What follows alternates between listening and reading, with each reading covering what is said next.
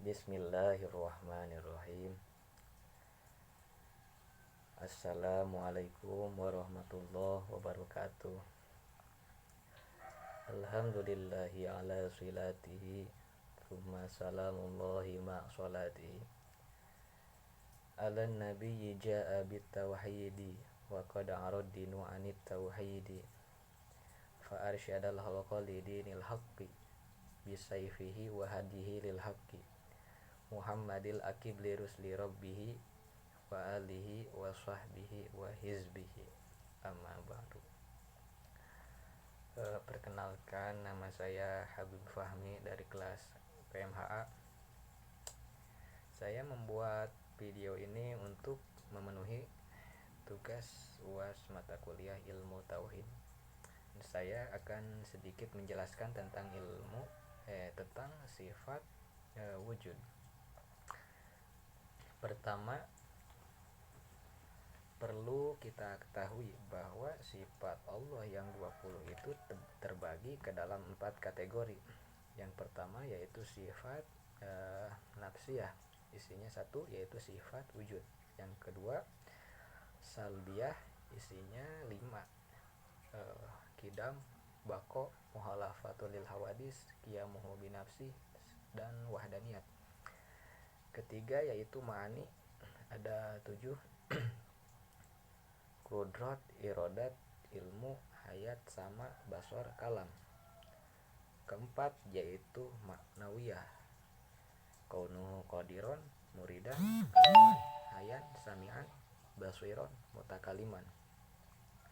Nah, yang akan kita bahas sekarang yaitu sifat Allah, yaitu sifat wujud. Sifat Allah wujud. Wujudnya Allah itu wujud lidzati. Wujud zati artinya wujud karena zatnya sendiri. Nah, jadi wujud itu ada 2. 1 wujud zati, 2 wujud ghair zati. Nah, kalau Allah itu wujudnya wujud zati. Jadi wujudnya itu ada karena zatnya sendiri. Jadi tidak terpengaruh oleh yang lain. Artinya tidak ada campur tangan selain zatnya Allah. Beda dengan makhluk.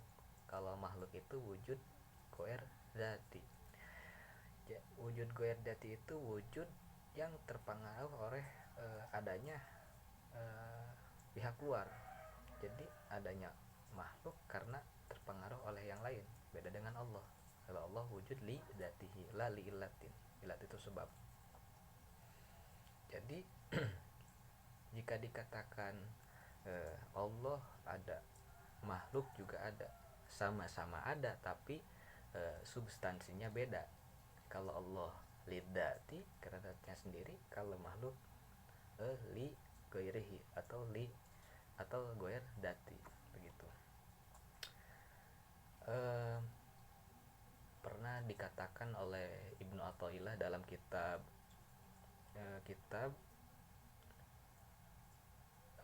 Hikam, al-kaun kulluhu dzulmah wa innama ana rohu. Al-kaun, kaun itu makhluk itu asalnya nggak ada, tapi kemudian diadakan oleh Allah. Nah, gitu. Selanjutnya, wujud itu adalah sifat wajib bagi Allah. Nah, dalil sifat wujud Allah adalah wujudul alam, adanya alam. Jadi alam ini menjadi bukti bahwa adanya sifat wujud Allah. Nah, kita kupas. Alam itu terdiri dari jirib dan arod. Arod itu sifat. Katakanlah bergerak, diam, senang, susah, gampang, terus bahagia, kecewa. Nah, kita ambil satu contoh aja, yaitu bergerak dan diam. Nah, apakah kita selalu bergerak? Pasti tidak. Apakah kita selalu diam? Pasti tidak.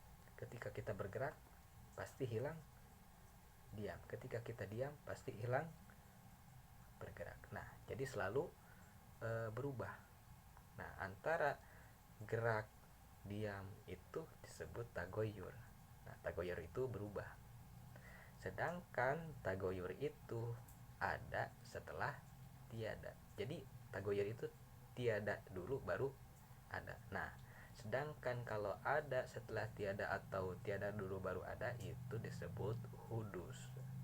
Hudus itu baru. Dan setiap yang baru maka butuh pembaharu, butuh muhdis, yaitu Allah. Jadi sekali lagi bisa dikatakan arod itu berubah, sedangkan setiap yang berubah pasti hudus. Jadi arod itu hudus.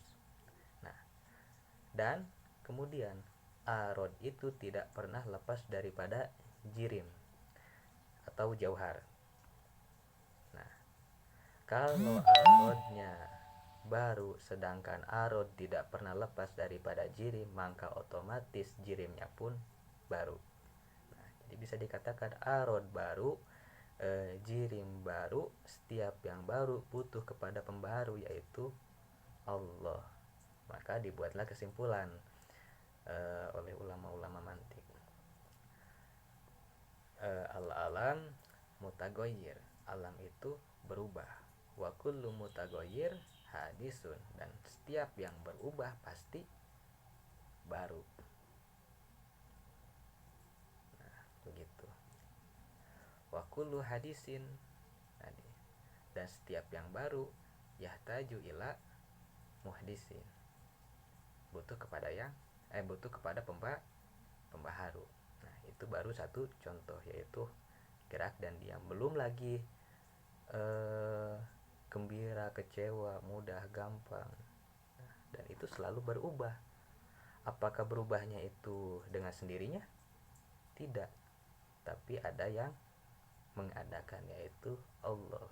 Jadi bisa dikatakan bahwa dalil sifat wujud itu adanya alam, dan alam menjadi bukti bahwasanya Allah bersifat wujud. Nah, kira-kira begitu. Dan mungkin itu saja yang saya sampaikan. Mohon maaf bila ada kesalahan. Wassalamualaikum warahmatullahi wabarakatuh.